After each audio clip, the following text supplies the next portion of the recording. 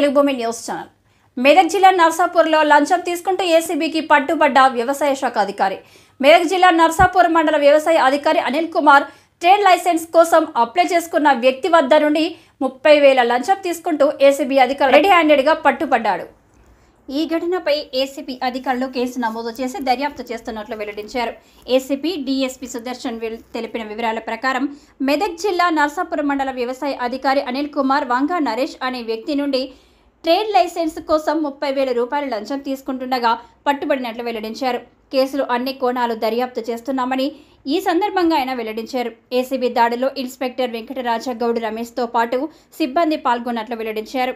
జిల్లాలో ఎక్కడైనా ఎవరైనా అధికారులు లంచాల కోసం వేధిస్తే ఏసీబీ అధికారులకు సమాచారం ఇవ్వాలని ఈ సందర్భంగా కోరారు.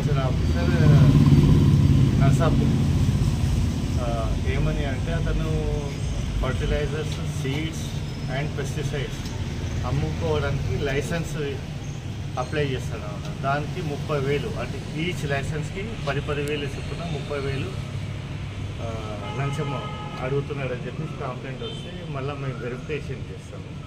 వెరిఫికేషన్ చేసిన తర్వాత ఈరోజు అతను 30,000 తీసుకున్నప్పుడు మేము వచ్చి పట్టుకున్నాం. తీసుకోగలం అంతే కదా, ఏసీబీ కేసులలో రిలీజ్ అవుతుంది 90%.